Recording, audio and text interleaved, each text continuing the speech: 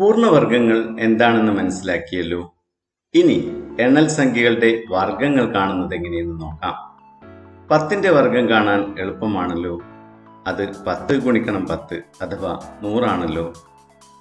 മറ്റ് സംഖ്യകളുടെ വർഗങ്ങൾ എങ്ങനെ കാണും? 5ാം ക്ലാസ്സിൽ രണ്ടക്ക സംഖ്യകൾ ഗുണിച്ചതോർത്തു നോക്കൂ. ആ രീതിയിൽ 11ന്റെ വർഗം കണ്ടു നോക്കാം. 11ന്റെ വർഗം 11 ഗുണിക്കണം 11 ആണല്ലോ.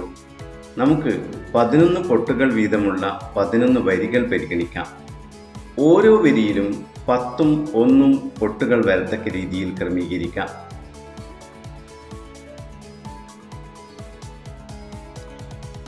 അതുപോലെ ഓരോ നിരയിലും 10ഉം 1ഉം പൊട്ടുകൾ വരത്തക്ക വിധം ക്രമീകരിക്കാം. ഇനി 4 ചതുരങ്ങളിലുമുള്ള പൊട്ടുകളുടെ എണ്ണം കണക്കാക്കാം. ഇതിൽ 10 ഗുണിക്കണം 10 അഥവാ 100 പൊട്ടുകളുണ്ടല്ലോ. ഇതിലോ 10 പൊട്ടുകൾ അല്ലേ? ഇതിലും 10 പൊട്ടുകളാണല്ലോ ഉള്ളത്. ഇവിടെ ഒരു പൊട്ട് മാത്രമേ ഉള്ളൂ. ഒന്നാമത്തെ വരിയിലേത് കൂട്ടിയാൽ 110 ആണല്ലോ. രണ്ടാമത്തെ വരിയിലേതോ 11 അല്ലേ? ഇവ രണ്ടും കൂട്ടിയാൽ 121 കിട്ടുമല്ലോ. അതായത് 11 ഗുണിക്കണം 11 അഥവാ 11ന്റെ വർഗം 121 ആണ്. ഇതുപോലെ 12ന്റെ വർഗവും കാണാമല്ലോ. 12 പൊട്ടുകൾ വീതമുള്ള 12 വരികൾ പരിഗണിക്കാം. വരികളിലും നിരകളിലും 10ഉം 2ഉം പൊട്ടുകൾ വരത്തക്ക രീതിയിൽ ക്രമീകരിക്കാം.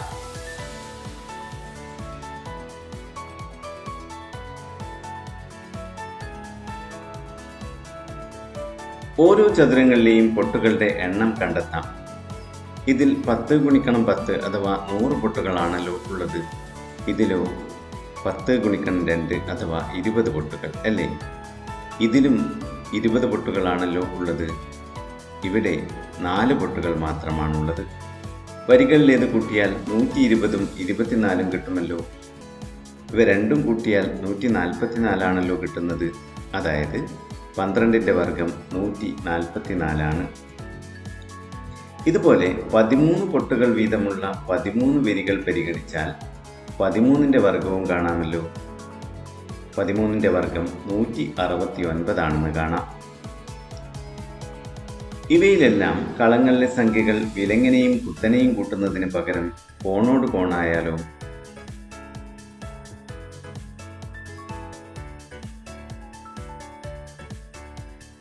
ഈ കൂട്ടലുകളെ ഇങ്ങനെ എഴുതാമല്ലോ.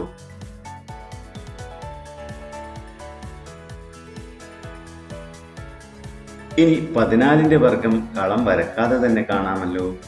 14 എന്നത് 10 + 4 ആണല്ലോ. അതിനാൽ 14ന്റെ വർഗം 10ന്റെ വർഗം പ്ലസ് 40 ഗുണിക്കണം 2 പ്ലസ് 4ന്റെ വർഗമായിരിക്കുമല്ലോ.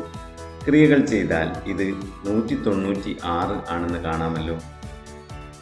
ഇതുപോലെ 15, 16, 17, 18, 19 എന്നീ സംഖ്യകളുടെ വർഗം കണ്ടു നോക്കൂ. 20ന്റെ വർഗം എളുപ്പത്തിൽ കാണാമല്ലോ. 21, 22, 23 എന്നീ സംഖ്യകളുടെ വർഗങ്ങൾ നേരത്തെ ചെയ്തതുപോലെ ആദ്യം കളം വരച്ച് ചെയ്തു നോക്കാം. 21നെ 20ഉം 1ഉമായി ഭാഗിക്കാമല്ലോ. ആദ്യ ചതുരത്തിൽ 20 ഗുണിക്കണം 20 അഥവാ 400. രണ്ടാമത്തെ ചതുരത്തിൽ 20 ഗുണിക്കണം 1 അഥവാ 20. മൂന്നാമത്തെ ചതുരത്തിൽ 1 ഗുണിക്കണം 20 അഥവാ 20. നാലാമത്തെ ചതുരത്തിൽ 1 ഗുണിക്കണം 1 അഥവാ 1 എന്നിങ്ങനെയായിരിക്കുമല്ലോ ലഭിക്കുന്നത്. കോണോട് കോൺ കൂട്ടിയാൽ ഇങ്ങനെ ലഭിക്കുമല്ലോ. ഇതിനെ ഇങ്ങനെ മാറ്റി എഴുതാമല്ലോ. ഇതുപോലെ 22ന്റെയും 23ന്റെയും വർഗങ്ങൾ കാണാമല്ലോ.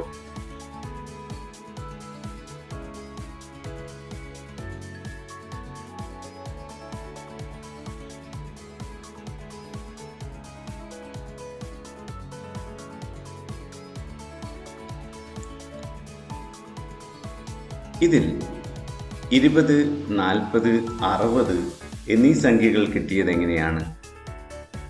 21 എന്നത് 20 + 1 ആണല്ലോ. 20ൻ്റെയും 1ൻ്റെയും ഗുണനഫലമാണ് ഈ 20. അതുപോലെ 22 എന്നത് 20 പ്ലസ് 2 ആണല്ലോ. 20 ഗുണിക്കണം 2 ആണ് 40. 23 എന്നത് 20 പ്ലസ് 3 ആണല്ലോ. 20 ഗുണിക്കണം 3 ആണ് 60.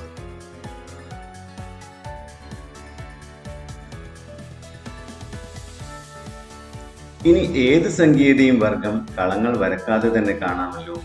36ൻ്റെ വർഗം എന്തായിരിക്കും? 36 30 പ്ലസ് 6 ആണല്ലോ. അപ്പോൾ 36ൻ്റെ വർഗം 30ൻ്റെ വർഗം പ്ലസ് 30 ഗുണിക്കണം 6 ഗുണിക്കണം 2 പ്ലസ് 6ൻ്റെ വർഗമായിരിക്കുമല്ലോ. ക്രിയകൾ ചെയ്താൽ 36ൻ്റെ വർഗം 1296 ആണെന്ന് കാണാം. ഇതുപോലെ ഏത് സംഖ്യയുടെയും വർഗം കാണാമല്ലോ.